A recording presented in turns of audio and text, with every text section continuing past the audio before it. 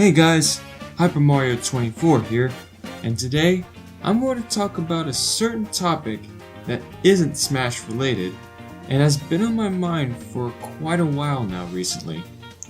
Now, if you guys have seen my last video, at the end, I told you guys that I recently got the Nintendo Switch and 3 games with it that are a blast to play.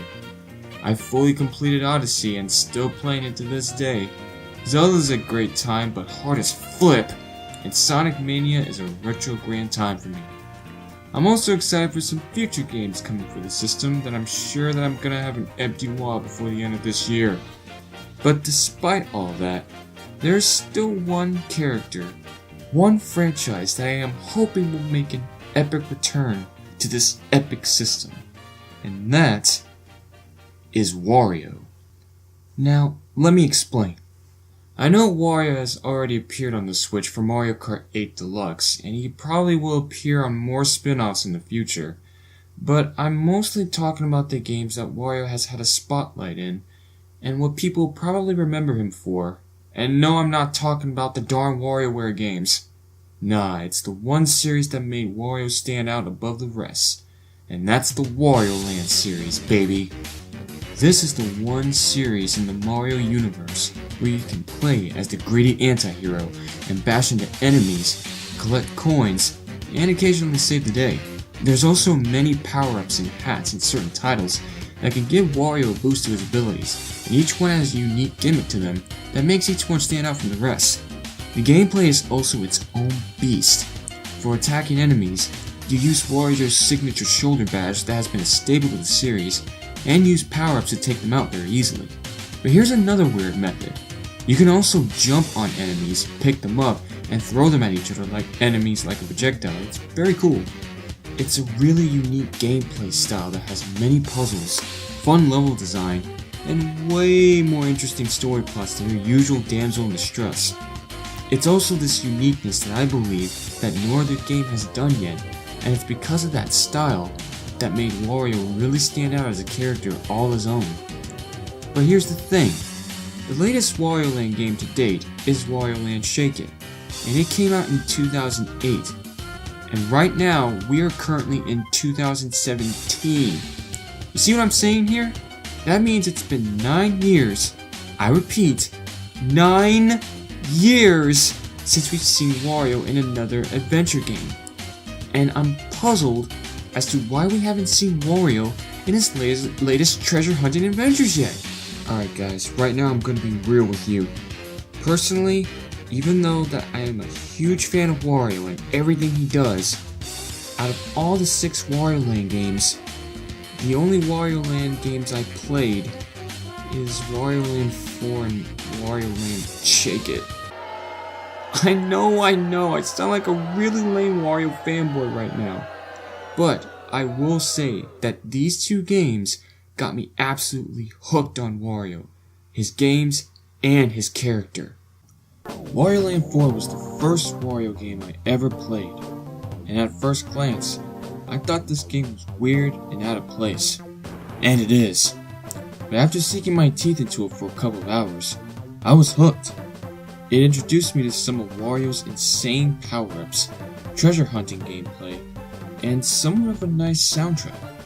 It also introduced me to some of the most insane bosses that I would never have expected to see in a Wario game. Take this boss for example. When I first saw this boss, I was like, oh man, look how cute he is! Why are we hurting him? He seems completely harmless. What the flip is that? Kill it, Wario! Kill it! Kill it! Oh, gosh! This game also has this new gimmick, first introduced in this game, that involves Wario having to step on this blue frog's head and running back to the beginning of the stage before time runs out. And if you don't make it in time, Wario will start to lose coins. It always makes me tense when I hear that music too. It really fits with the situation. I won't spoil much for those who have yet to play it, but if you're a Wario nut like me, then this game will not disappoint. Now, Wario Land 4 was just the beginning. There was one particular Wario game that I really wanted to play when I spoiled myself its amazing soundtrack. and that's Wario Land Shake It. Now let me just get this out of the window right now. I love this game. Good lord, where do I begin with this one? This game has basically everything I love in a video game. The character, somewhat of a story, great graphics, music, gameplay through the roof. Oh man, I'm starting to lose myself. Wario himself just looks flipping fantastic. Everything in this game is hand-drawn with pretty looking levels, animated characters, and bosses. The bosses all have their unique themes this time around, and some are pretty tough to take down. In fact, when you beat the game, the bosses will become even harder to beat with their own set of missions. Did I also mention that I flipping love this soundtrack? This entire soundtrack screams Wario to me, and I can't get enough of any of these tracks. But my favorite one of all is got to be Mount Lava Lava. The beginning of the music may not be attractive to some people, but it's the middle of the song that I absolutely love the most. But that sick guitar always reminds me just how much of a sexy beast Wario really is.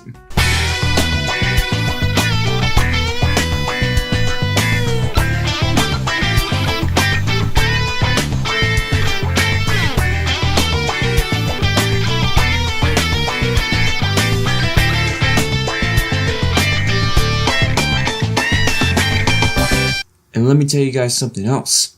Even though I fully completed this game and got every nook and cranny of treasure from my boy Wario, I'm still playing this game to this day with a personal goal of mine that I hope to complete.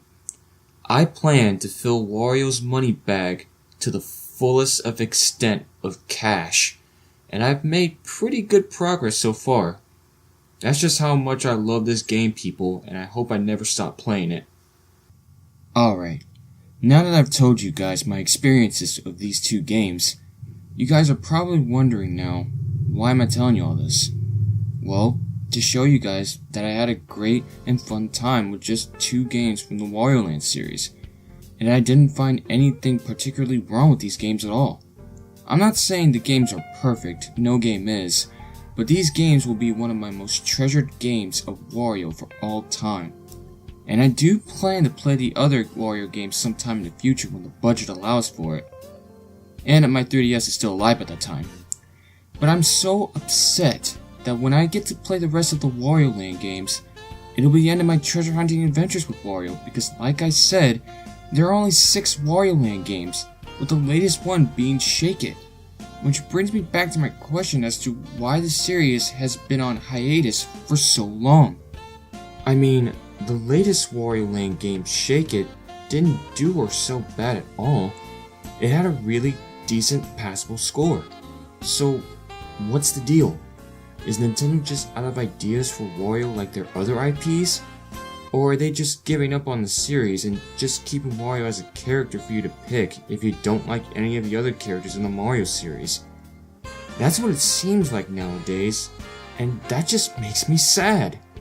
I still believe that Wario has so much potential, personality, and surprises that we haven't seen yet from him, because he's been stuck in spin-offs since 2008. And I know there are still some people out there hoping to see Wario Land come back soon, and I think it should on the Switch. I mean, just imagine if we had a full-fledged Wario Land game that we could take on the go wherever we want. Would be amazing. Shoot, it doesn't even have to be Wario Land. It could be another Wario World or an entirely new 3D Wario game. Heck, Wario's only been in 2 so far, so it wouldn't hurt to see him in a 3D again, right? I just know that if they made a brand new Wario Land game for the Switch, and tried to surprise people with it, like they did with Metroid, I'm pretty sure people would be excited about it. I know for sure I would. I would buy that game and beat it on the first day. And honestly, Nintendo has done some things with Wario that they wouldn't do with Mario at the time. You want a good example? How about this? They gave Wario some actual vocal music way before they finally gave Mario one. And how long did that take? Yeah, you get my point. Regardless of such, I just really wanted to share my experiences and thoughts about this series, and think these games are too good for them to just stop at 6 games. I can only hope that Wario will somehow make a return for the Switch, and if not, maybe sometime in the future when Nintendo releases another big console. But only time will tell if that ever happens. I will say though, if Wario ever comes to the Switch, I just hope it will be a fantastic game that many people will fall in love with, and hopefully, with its big success, will give Nintendo a reason to keep the series going, and not make us wait 9 years for the next one. Seriously, 9 years? But that's all the time I have today. Thank you guys so much for watching. I'm sorry this video took a while to make, but I really wanted to make sure this video was good, or at least decent for people to watch and not get bored just hearing my voice. But let me know what you guys think about this topic. Do you think Wario will return to the Switch? Do you think he will be stuck in spin-offs for the rest of his gaming life? Or do you just not care at all? Let me know in the comments. Seriously, I'm very curious of what your guys' thoughts are. Also, this may be a little bit off topic, but I hope you all had a very good Thanksgiving too. Let's hope the rest of this month will go out with a good bang. But until the next video guys, I hope you all have a fantastic rotten day, and I hope to see you in the next video. Peace!